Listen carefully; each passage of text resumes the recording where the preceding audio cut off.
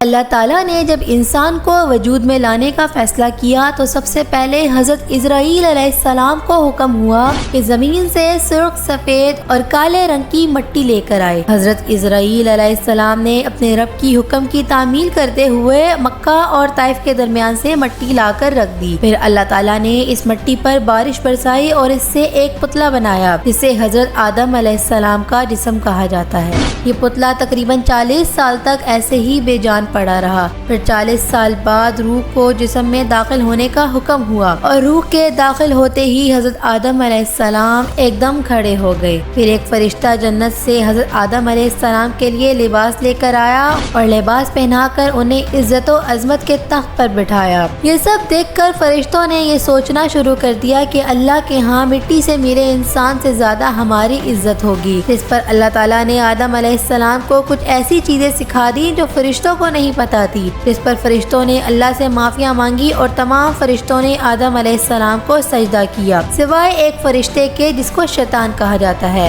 شیطان نے اللہ سے کہا کہ میں تو آگ سے بنا ہوں تو میں مٹی سے بنے انسان کو کیوں سجدہ کروں؟ شیطان کی نافرمانی کرنے کی وجہ سے اللہ تعالیٰ نے اس کو فرشتوں میں سے نکال دیا۔ پھر حضرت آدم علیہ السلام جنت میں رہنے لگے کہ اچانک انہیں نیند آ گئی اور جب نیند سے بیدار ہوئے تو دیکھا ایک عورت پاس بیٹھی ہوئی ہے جسے دیکھ کر حضرت آدم علیہ السلام بہت خوش ہوئے اور پوچھنے لگے کہ اے عورت تو کون ہے؟ جس پر بی بی حوا نے کہا کہ اللہ تعالیٰ نے مجھے تیری پسلی سے پیدا کیا ہے۔ کہا جاتا ہے کہ بی بی حوا اتنی خوبصورت تھی کہ اگر سارے جہان کی خوبصورتی کو 100 حصوں میں کیا جائے تو 90 حصے بی بی حوا کے اور باقی کے 10 حصے کا حسن سارے جہاں کو دیا گیا ہے۔ حضرت آدم علیہ السلام نے بی بی حوا کے پیدا ہونے کی خوشی میں اللہ کے حضور سجدہ کر کے شکر ادا کیا۔ پھر حکم الہی ہوا کہ جنت سے جو جی چاہے کھانا لیکن ایک درخت کے قریب مت جانا۔ یہ دیکھ کر شیطان کو موقع مل گیا کیونکہ وہ کسی طرح سے بھی حضرت آدم علیہ السلام اور بی بی حوا کو اس درخت کے قریب لے جانا چاہتا تھا تاکہ یہ انسان سے اللہ پاک کی نافرمانی کروا سکے۔ یہ سب کرنے کے لیے شیطان کو جنت کے اندر کسی بھی طرح جانا تھا جس کے لیے اس نے مور سے مدد مانگی لیکن مور نے منع کر دیا اور کہا کہ سانپ سے کہو کہ وہ تمہیں اندر لے جائے گا۔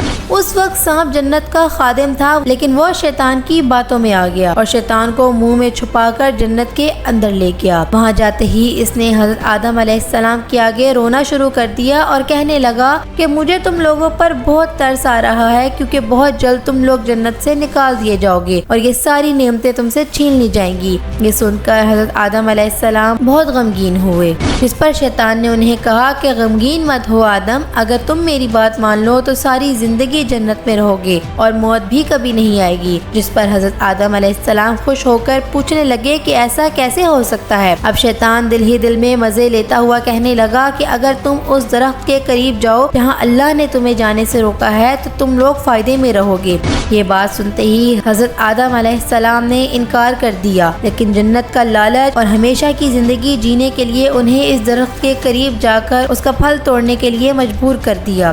بس پھر یہ پھل کھانا ہی تھا کہ اللہ تعالیٰ نے آدم علیہ السلام اور بی بی حوا کو جنت سے اٹھا کر زمین پر بھیج دیا۔ زمین پر آتے ہی حضرت آدم علیہ السلام کو خود پر اتنی شرمندگی ہوئی کہ انہوں نے اللہ کے ہاں بہت رو رو کر دعائیں کی۔ پھر کئی سالوں تک اللہ سے توبہ کرتے رہے اور اللہ تعالیٰ نے اپنے پیارے محبوب حضرت محمد صلی اللہ علیہ وآلہ وسلم کی شفاعت کے بدلے انہیں معاف کر دیا۔ پھر جبرائیل علیہ السلام نے آدم علیہ السلام کو زمین پر رہنے کے لیے کچھ چیزیں سکھائیں جس میں کھیتی باڑی کا کام سب سے پہلے آتا ہے۔ پھر آگ جلانے کی ضرورت پیش آئی تو جبرائیل علیہ السلام نے دوزخ سے آگ لا کر دی۔ یہ آگ اتنی گرم اور جوش مارتی تھی کہ زمین پر رکھتے ہی وہاں سوراخ ہو گیا اور زمین کے 7ویں حصے پر جا پہنچی۔ پھر اللہ کا حکم ہوا اور آدم علیہ السلام نے پتھر کے ذریعے آگ جلائی۔ اب آدم علیہ السلام کو کھیتی باڑی کے لیے جب بیل کی ضرورت پڑی تو انہوں نے 2 بیل آگے باندھ کر ہل چلانا شروع کر دیا۔ بیل کے رکنے پر آدم علیہ السلام اس کو لکڑی مارتے جس پر وہ بیل بولنا شروع کر دیتا کہ اے آدم تو مجھ کو کیوں مارتا ہے؟ وہ بار بار آدم علیہ السلام کو کہتا کہ مجھے مت مار اور اللہ سے التجا کرتا۔ یہ دیکھ کر آدم علیہ السلام غصے سے بیل کو وہیں چھوڑ کر چلے گئے۔ تبھی جبرائیل علیہ السلام تشریف لائے اور کہنے لگے کہ جاؤ اور اپنا کام مکمل کرو، اللہ نے ان کی زبان پر تالا لگا دیا ہے۔ یہ سنتے ہی آدم علیہ السلام واپس گئے، اپنا کام پورا کیا اور کچھ ہی لمحے گزارنے کے بعد کھیت کے سارے گیہوں پک کر تیار ہو گئے اور یوں آدم علیہ السلام اور بی بی حوا نے کھانا بنانے کا انتظام بھی سیکھ لیا۔ دیا۔ کچھ دنوں بعد ہی بی بی ہوا کے ہاں 2 بچوں کی پیدائش ہوئی، جس میں سے بیٹے کا نام قابیل اور بیٹی کا نام اقلیمہ رکھا، جو انتہائی خوبصورت بچے تھے۔ پھر 2 مزید بچوں کی پیدائش ہوئی، جس میں بیٹے کا نام حابیل اور بیٹی کا نام خازہ تھا۔ یہ اتنے خوبصورت نہ تھے۔ کہا جاتا ہے کہ بی بی ہوا کے ہاں 120 دفعہ پیدائش ہوئی اور ہر دفعہ ایک بیٹا اور ایک بیٹی پیدا ہوتے۔ جب حابیل اور قابیل دونوں بڑے ہو گئے تو جبرائیل علیہ السلام آئے اور فرمایا کہ اللہ کے ہاں حکم ہے کہ قابیل کی بہن کی حابیل کے ساتھ اور حابیل کی بہن کی قابیل کے ساتھ شادی کر دو۔ آدم علیہ السلام نے اپنے دونوں بیٹوں کو بلا کر اللہ کا پیغام دیا،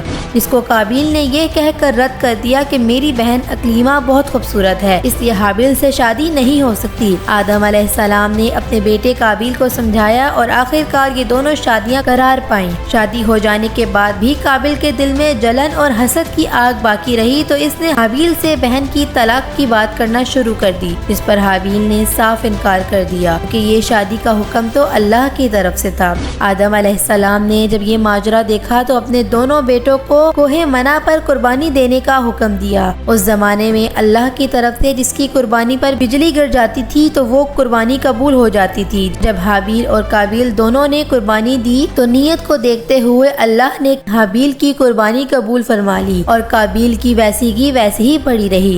یہ دیکھ کر قابیل کو شدید غصہ آیا اور حابیل کو جان سے مارنے کی ٹھان لی۔ وہ ہر وقت حابیل کو مارنے کے لیے موقع کی تلاش میں رہتا۔ پھر ایک دن اسے موقع مل ہی گیا جب حابیل کام سے تھک ہار کر سویا ہوا تھا، لیکن قابیل کو سمجھ ہی نہیں آ رہا تھا کہ وہ اپنے بھائی کو قتل کیسے کرے، کیونکہ اس سے پہلے زمین پر کبھی خون ریزی نہیں ہوئی تھی۔ اس کام کو آسان بنانے کے لیے شیطان نے اس کی مدد کی۔ وہ انسان کی شکل میں آیا اور پتھر اٹھا کر ایک سانپ کے سر پر دے مارا، جس سے سانپ کی وہیں پر موت ہو گئی۔ یہ دیکھ کر قابیل نے بھی اپنے بھائی کے سر پر اتنی زور سے پتھر مارا کہ اس کا سر لہو لہان ہو گیا اور وہیں اللہ کو پیارا ہو گیا۔ قتل کر دینے کے بعد قابیل کو سمجھ نہیں آ رہا تھا کہ لاش کو ٹھکانے کیسے لگائے کہ اسی دوران ایک کوا دوسرے کوے سے لڑائی کرتا ہوا سامنے آیا اور لڑائی کے دوران ایک مارا گیا۔ پھر زندہ بچ جانے والے کوے نے زمین پر ایک گڑھا کھودا اور اس میں اپنے مرے ہوئے دشمن کو ڈال دیا۔ یہ دیکھ کر قابیل کو بات سمجھ میں آئی اور اس نے بھی بالکل ایسا ہی کیا۔ یہ دنیا کا پہلا قتل تھا جس پر کائنات کی ہر شے، چرند پرند سب روئے تھے اور کہہ رہے تھے کہ انسان بہت ظالم ہے